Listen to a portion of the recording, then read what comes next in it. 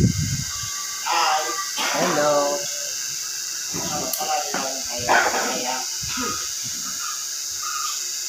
Sa pangalan ko ng dakilang Panginoon Kristo, sa araw ko sa bawat sa atin, dito tayo sa isang bahagi kung saan ating kong binabasa ang mga sitas at binibigyan po natin buhay kung saan ito ay mas lalo natin nabawaan at magamit natin sa ating pangalaman. Kung meron tayong mga sitas ngayon, ang una, ayon sa Ebanghelyo niya ng Mateo. Sa Kapitulo 18, versikulo 21 hanggang sa 35. Ang sabi po ganito, nang magkagayoy, lumapit si Pedro at sinabi sa kanya, Panginoon, makailang nagkakasala ang aking kapatid laban sa akin at siya'y aking papatawarin hanggang sa makapito. Sinabi sa kanya nito, hindi ko sinasabi sa iyo hanggang sa makapito, kundi hanggang sa makapitong ito. Ngayon po, itong sitas na ito po yung mga pagkakataon na kumbaga yung mga alaga ng ating dakilang Panginoon na pupusisa ka tungkol sa pagpapakawad. Dahil po, pag sinabi po kasing pagpapakawad, malalim na bagay po yan na iyan po ay nangyayari pagkatapos na nagawa ang kasalanan. Ngayon, balikan natin, ano po ba ang kasalanan? Ang kasalanan ay paglabag o pagsalangsang sa kaputusan. Halimbawa, merong rules, merong batas, na yan po, kapag yan po ay nalabag natin, ang tawag doon kasalanan.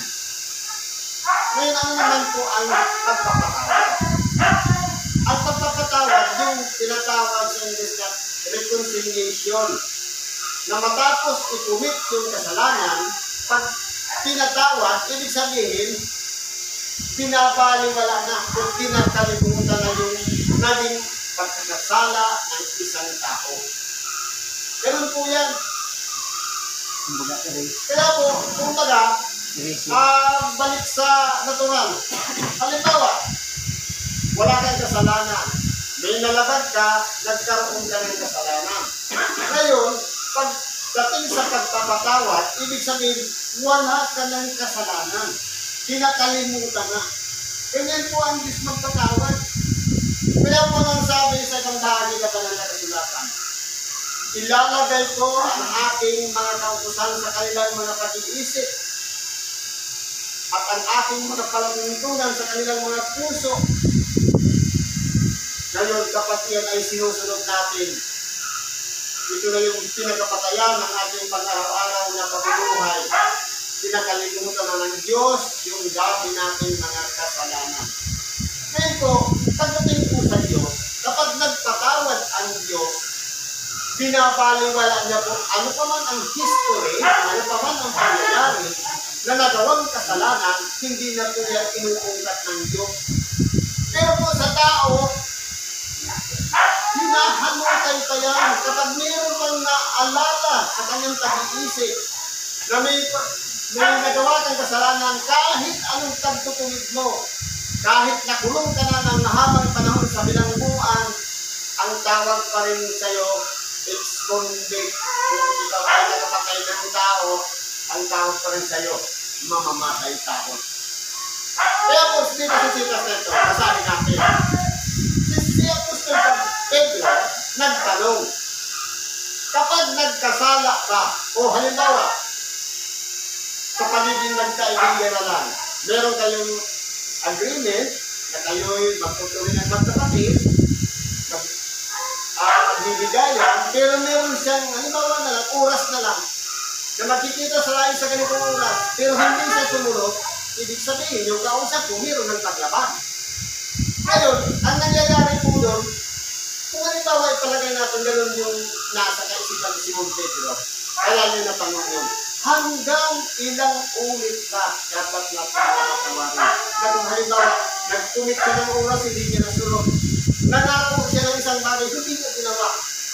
Halimbawa, sa maghapon, marami siyang pangako, pero hindi naman nasunod, hanggang sa ilang ulit mapakatawain. Hanggang 7 lang ba? Ang sabi sa English, 70 times 7. Ibig sabihin, gawin mo pang 7 ulit, o kaya 70 times yung 7.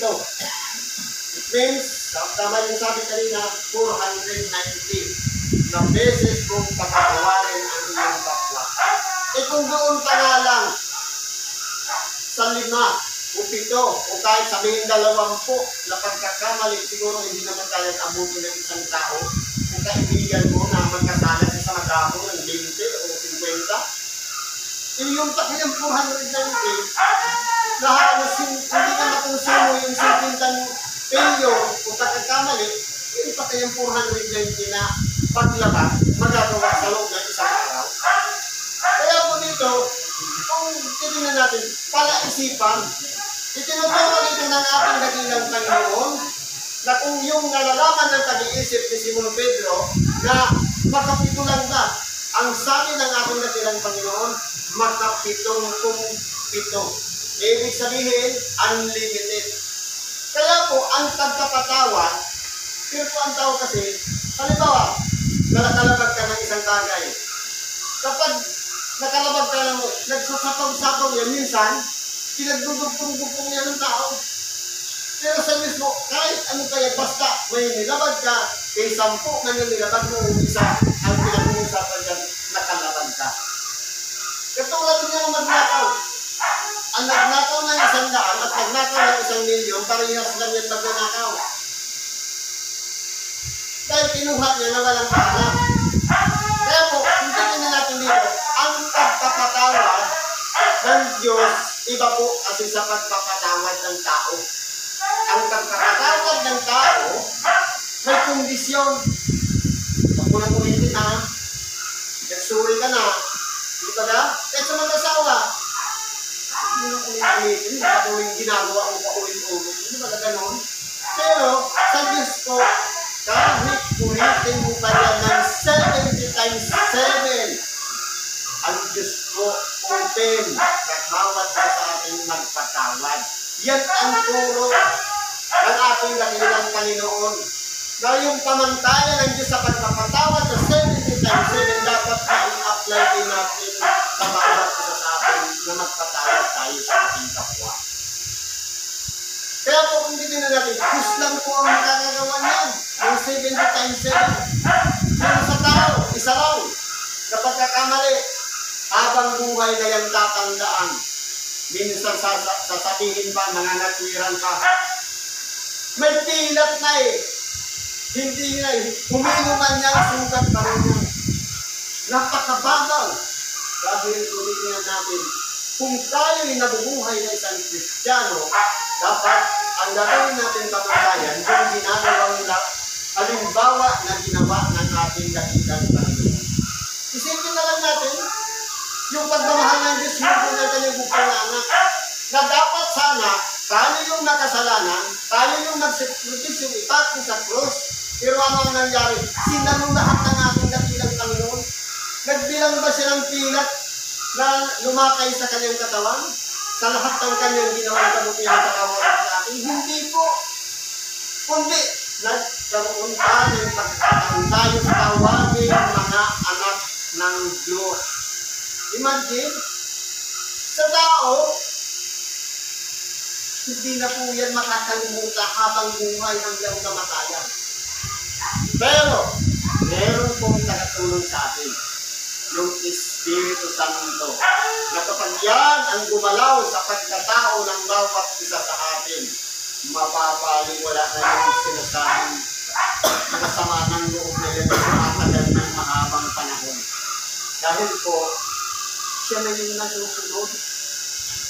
Tama yung sabi kanina, let thy will be done. Pag siya ang nasunod, ang man ang gawin ng ating kapwa na paulit-ulit sa atin, siya pa rin ang nasunod. Pero kung sa atin, madamdamin kasi tayo, meron tayong damdamin.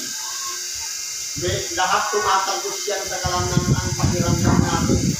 Pero sa Diyos, kuskus ng tag-ibig. Paano natin masasabi na iniibig natin ang ating kapwa kung yung maliit na bagay lang na ginawa o pagkakamali ng ating kapwa, unforgettable na. Hindi na mawala sa isipan. Ibig sabihin, wala na yung tag-ibig sa kapwa. Pero kung nariyan ng Espiritu Santo, pupuspusin tayo ng tag-ibig, mababaliwala na. Hindi na yung mananaig yung alipig-tigil ng laman, yung nasa ang ating nag-ibig Espiritu na walang iba, maging matungig sa harapan ng Diyos. Ibig sabihin, kapag nagagawa ng pagkakasala natin kapatid, kung nananahan sa ating puso si Kristo, kapag dumawan tayo ng kasamaan ng ating kapwa, hindi yan sa ating ginawa, kundi sa Kanya. Kaya hindi po natin pwedeng sabihin, matuwid na ako, malinis na ako. Depende po sa bawat isa. Kasi merong tao na ang tingin lang natin na kasalanan, hindi na bago. Pero gabi-gabi pa lang nananalangin at nagsisisi. Hindi natin pwedeng sabihin na kasalanan na siya. Umawing tao na siya. Kundi kinakailangan ipagkatiwala na lang natin dahil Diyos lang po ang nakakakilala ng bawat puso, ng bawat pag-iisip ng bawat isa sa atin. Kaya wala tayong karapatan sa ating kapwa. Nakubakit. Sabi nito, kaya ang kaharian ng langit ay tulad sa isang hari na nag-ibig na makipag-usap sa kanyang mga alipin. At nang siya ay magpasimulang makipag-husay, ay iniharap sa kanya ang isa na may utang na 10,000 talento. Sapagkat ay datapang palibasa ay wala siyang sukat ibaya, ipinag-ubos ng kanyang Panginoon na siya ay ipagbili at ang kanyang asawa, mga anak at ang lahat ng tinatangkilik at ng makabayan. Ito po, kung titingnan natin, noong unang panahon nangyayari ito, na kapag ang isang tao mayroong kautangan na kinakailangan pagbayaran, kinakailangan ibibinta mo yung mga pamilya mo, yung anak, yung asawa, pati sarili, pati ari-arian, para lamang ibayad. Ganun po yun yung panahon. Ngayon, dito sabi dito, dahil dito ang alipin ay nagpapira pa at sumamba sa kanya na nagsasabi, Panginoon, pagtiisan mo ko at pagbabayaran ko sa inyong lahat. Ngayon po, ito po'y lumalarawan sa katotohanan na ipalagay natin yung hari, walang iba ang Diyos. At yung tao na pinatawad, ipalagay natin ako at siya, ikaw at ang Diyos. One-on-one, yung Diyos, gagawin natin maganda yung relasyon natin sa Diyos. Between God and us, sa pagitan nun. Ngayon, humingi tayo ng tawad sa Kanya. Ngayon, dahil ang Diyos mahabagin, sa kabila ng ginawa nating kasamaan, o pagkakasala o paglabag man sa Kanyang mga utos, hindi po siya nag-atubili o nagdalawang isip na patawarin tayo sa ating mga kasalanan. Ngayon, hindi ang ginawa ng Diyos, kinalimutan na lahat ng nakarikod sa pagkakasala natin mula nung tayong nagkamalay.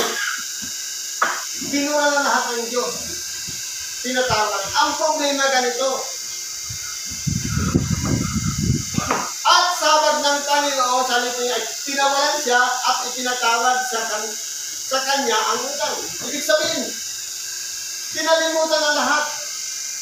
Mula nung nagkamalay tayo hanggang sa pakilala natin ang Diyos, lahat yun ay hinihingi natin ng tawad. Ngayon, nagkakaroon lang ng problema sa attitude ng tao. Bakit ano po ang gagawin ng tao? Sa kabila ng pagpapatawad ng Diyos, ito ang ginawa niya. Datapwat, lumabas ang alipin yaon at nasumpungan ang isa sa kapwa niya alipin na sa kanya may utang na 100 denaryo. At kaniyang hinawakan siya at sinakahan na sinasabi, bayaran mo ang utang mo. Kung titignan natin, kung napakalaki yung pagkakasala o pagkakautang natin sa Diyos. So sa kanila ng ating kasamaan na hindi na mabilang-bilang mula pa lang tayo magkamalay, pinatawad tayo ng Diyos. Pero yung kapwa natin na meron ding pagkakasala sa atin, hindi natin pinatawad. Pero hindi na natin, ang inisip lang natin, sarili lang natin. Okay lang na mapatawad ako, di ba hindi kita patawarin? Parang ganun lang yung nasa isipan ng tao. Pero hindi na natin, yung Diyos, lahat itinatawad. Dahil siyempre humingi siya ng lumuhod siya at nagpatira pa. Kung maaari sana, pagbigyan mo ako. Pero ano ang ginawa ng Diyos? Tinatawad siya. Ngayon, yung ginawa naman ng kapwa alipin sa kanya, nagpatira pa din. Pero ano ang naging response ng tao? Bayaran mo ako sa mo. Ngayon ang sagot ng kapwa alipin. Dapat what? Ang sabi nito, kaya nagpatira pa ang kanyang kapwa alipin at nangaging sa kanya na nagsasabi, pagtiisan mo ako at ikaw ay pagbabayaran ko. Hindi magkaparehas na naman sila ng sinabi. Yung sinabi ng alipin sa Diyos, o sa hari, o sinabi natin sa Diyos na patawarin tayo ng Diyos, parehas lang ng sinabi ng ating kapwa. Na pagbigyan mo ako at pagbabayaran kita.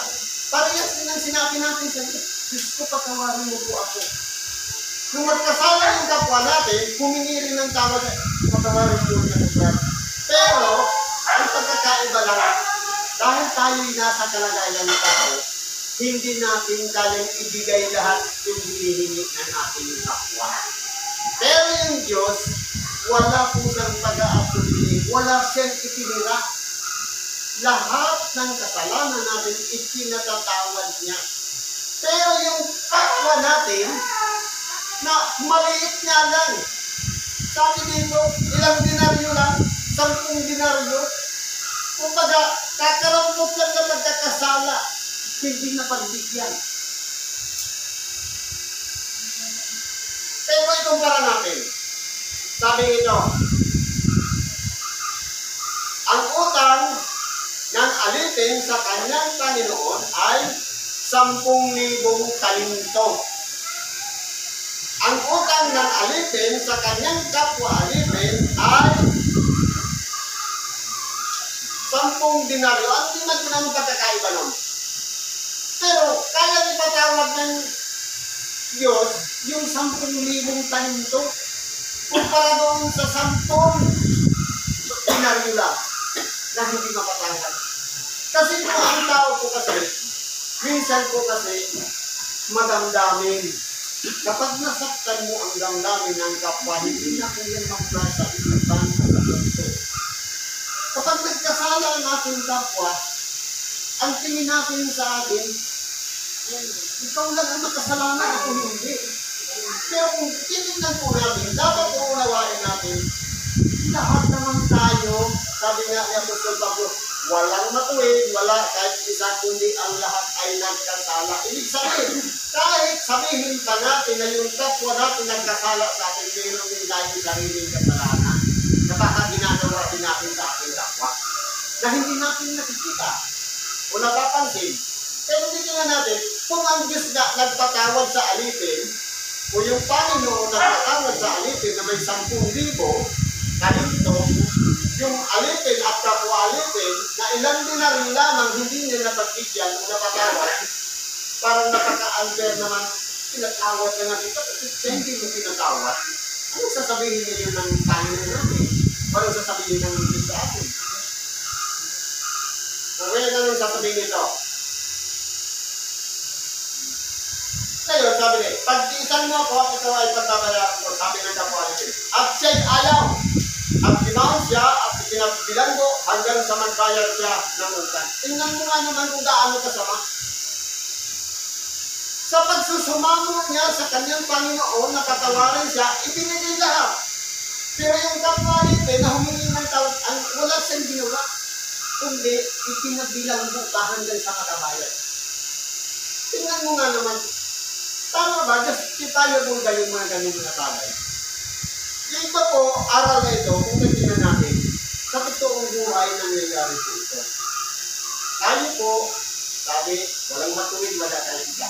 Lahat tayo'y may kasalanan sa Diyos. Nireconcile ng Diyos, pinatawad tayo ng ating mga kasalanan. Dapat po, yung halimbawang ginawa ng Diyos na pinatawad tayo sa kabila ng pagkarami-rami nating kasalanan sa Kanya, dapat yung halimbawa yun, i-apply din natin sa ating sarili na magpatawad din tayo ng kapwa natin alitik. O katulad din natin ng level na isang tao na nagkakasala din. Kaya anong ginawa nito? Pinabilang mo ka, nagingit-ngit pa sa galit. Imagine mo, hanggang sa makabayan, itong tumagal niya ng 10 taon hanggang sa makabayan, di ba nakakatagal yung pabibilang ko na naranasan mo? Kaya kung titingnan po natin dito, napaka-unfair.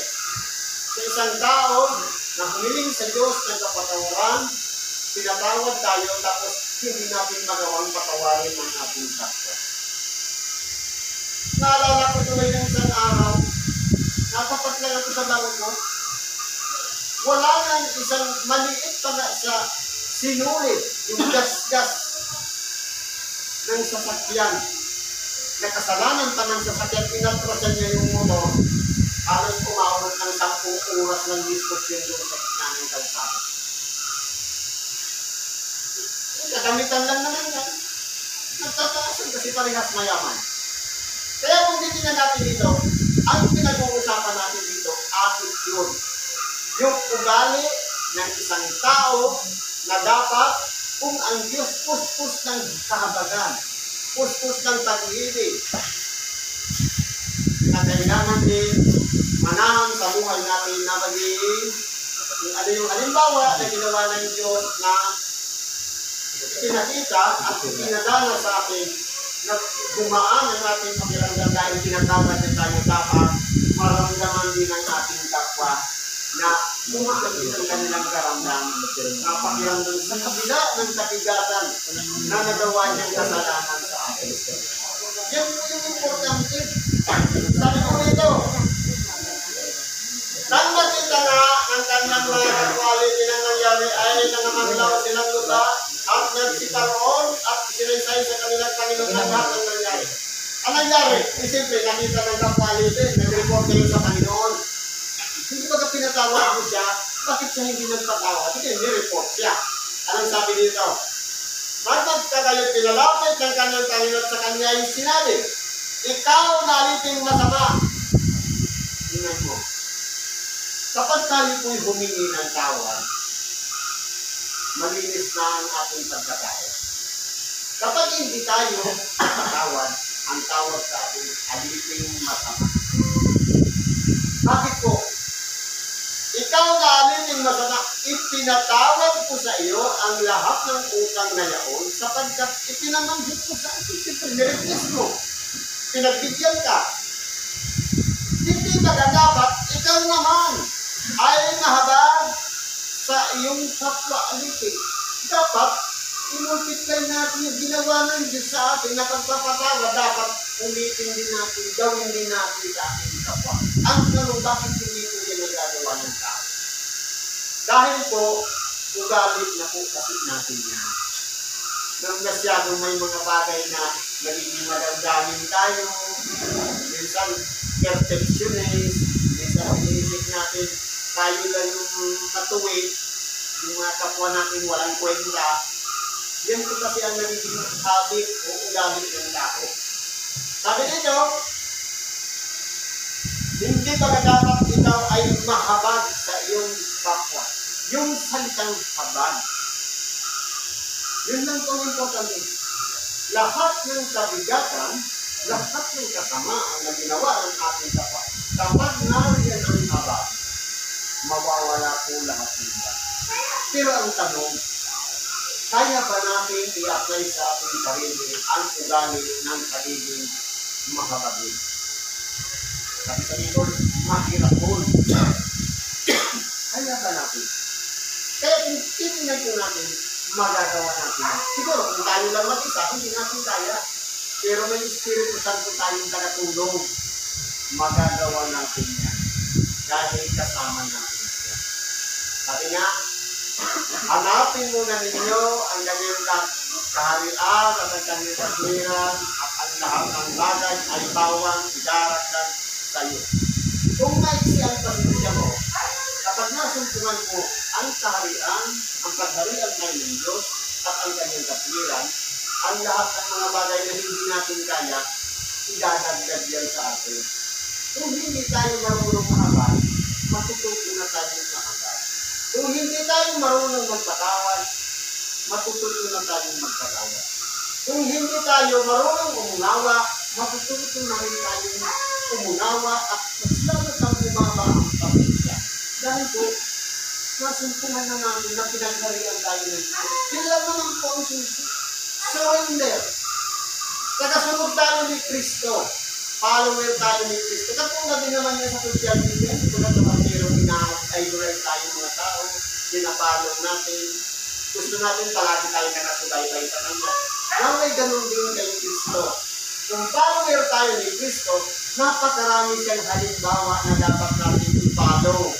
Dapat natin i-apply sa ating tunay na pagkabuhay. Sapagkat si Kristo po, nandito sa babaw ng sanglibutan, totoong pagganap ang kanyang ginawa. Sa kung titingnan natin, ang history ng buhay ng ating dakilang Panginoon, para siyang drama. Pero, gaganapan ng ating dakilang Panginoon in real life. Kasi bakit po, lahat ng mga propeta, nagsipanghula na nang dadamasin ang anak ng Diyos na magiging anak ng tao o magkakatawang tao. Kumbaga, nakalagay na lahat dun sa script. Pero gagampanan ng ating dakilang Panginoon in real life. Sa totoo talagang nasasaktan siya. Totoo talaga siya hinahampas. Imagine na lang nung nakatali sa saliging bato. Ang ipinanghahampas sa kanya mga bakal, mga ikawin. Kapag lumalakay sa kanyang likod, kapag binatak muli, sumasama ang kanyang balat. Pinagtinisan niyo ng ating dakilang Panginoon. Pero dapat tayo yung ganun. Naroon na pinaparusahan dahil tayo yung nakasalanan. Pero bakit na tinanggap ng ating dakilang Panginoon? Dahil sa pag-ibig ng Diyos sa bawat isa sa atin. Na yung isang bagay na dapat sana danasin natin, siya yung dumanas. Na yun po yung pinaka-importante na dapat ilagay natin sa ating pag-iisip. Na dinipahan na tayo, tinatawad pa tayo ng Diyos, dapat subukan naman natin i-apply sa ating kapwa-tao ang magpatawad ng mga nagawa ng kasalanan sa atin. Mahirap po yun sa ordinaryong tao. Pero kapag kasama natin ang Diyos, wala pong mahirap yan. Walang imposible yan. Lahat magagawa natin kapag kasama natin. Dahil Diyos mismo ang pasimulo na ginawa niya. Kapag nananasa sa buhay natin, kaya na rin natin gawin yan. Kaya nga sabi dito, at nagalit ang kanyang Panginoon, tinigay siya sa tagapagpahirap hanggang sa siya'y magbayad ng lahat ng utang. Ibig sabihin, wala nang patawaran ito. Ito ang magiging kahihinat na natin. Halimbawa, pinatawag tayo ng Diyos at hindi tayo nagpatawad sa ating kapwa. Darating ang panahon, hihilingin naman sa atin ang Diyos. Yung pinalapit ko ang yung kapatid na nagkasala sa iyo, pinatawad mo ba? Mas nawala yung mga tao na mayroon ng tanda ng Espiritu Santo. Bakit? Dahil nakasulat ang kanilang pangalan sa aklat ng buhay, recorded na lahat yun. Kaya, wala tayong maikakaila na hindi natin pwede siya. Hindi ko nakita siya. Hindi kami nagtagpo sa ganitong araw o pwede siya. Kapagkat hindi natin yan maikakaila dahil yung tatak ng Espiritu Santo, yun yung koneksyon natin sa Diyos. Para yung lahat ng ginawa natin, kabutihan man o kasamaan sa ating kapwa, naka-record lahat doon sa aklat ng buhay. Kaya hindi po pwede natin ikaila o sabihin hindi o sabihin natin walang nangyaring gano'n. Lahat yan ay naka-record na sa aklat ng buhay. Gayon din naman ang gagawin sa inyo ng ating Ama na nasa kalangitan kung hindi ninyo pakatawarin sa inyong mga puso ng bawat isa ang kanyang kapatid. Kaya kung titingnan natin, yung ating kapwa, nilikha siya larawan ng Diyos. Kung ayaw natin magkasala sa Diyos, larawan siya ng Diyos, huwag natin gawa ng kasamaan ng ating kapwa. Dahil larawan siya ng Diyos. Ibig sabihin, kahit sabihin ka natin dugyot siya, kung madungis siya, kung hindi respetado ang kanyang kalagayan, deep inside, nababasa pa natin ang kanyang puso kung siya pa'y madasalin. Siya pa'y palaging nananalangin na kaugnay sa Diyos. Kaya po, mag-iingat tayo sa pakikitungo sa ating kapwa, lalong-lalo na yung may mga nagawa tayong mali. Sabi nga, humingi agad tayo ng tawad para hindi na magpatong-patong. Kaya halimbawa, nagagawa ka ng kasalanan ngayon, in-ignore mo, nagkita na naman kayo sa makalawa, o kinabukasan, dinagdagan mo na naman, tatandaan na yun. Pero, kung halimbawa, nireconcile agad natin, hindi po yun maiipon. Ang mangyayari po yan, mas madali pong humingi ng tawad sa taong nagawa natin ng masama. Kaya po, itinutulong dito sa atin ni Apostol San Mateo na isinulat niya upang sa ganun lahat ng mga talinghaga na ito maunawaan ng bawat isa sa atin. Importante ito sa ating buhay ang magpatawad. Dahil ang Diyos, kaya niyang magpatawad. Natutulan po kalagayan kasi ng tao, para lang isang kagamitan, halimbawa tasa, kutsara o baso, na napulot lang, napulot ka galing sa tikim niya, kamuha ka napulot, sabi ka, pinagsama-sama ngayon ng Diyos, sinugasan, yung gagamitin ka na ngayon para mapakinabangan ng kapwa. Kaya, dapat, ituring mo ang iyong kapwa na katulad ng pagturing mo sa iyong sarili na pinakahalaga mo ang iyong sarili. Kung ang iyong sarili, hindi ka nagpapagutom, dapat ang iyong kapwa, huwag mo ipagutom at kainin mo. Kaya kung dapat, ganyan ang naging pag-iisip natin upang sa lahat pangunahan tayo ng kapangyarihan ng Espiritu Santo sa ating buhay. Siguro, nandito lang nakikilagi natin sa maraming salamat po sa Diyos at pangunahan natin mga kailangan, kailangan, isulong po natin dati. Ipagkatiwala natin, isurrender natin. At pagkakalapin sa ating pagkatamagan, kagalingan na, at ganun din kasagutan sa lahat ng ating mga kailangan. Salamat sa Diyos at mapagkalang ako sa bawat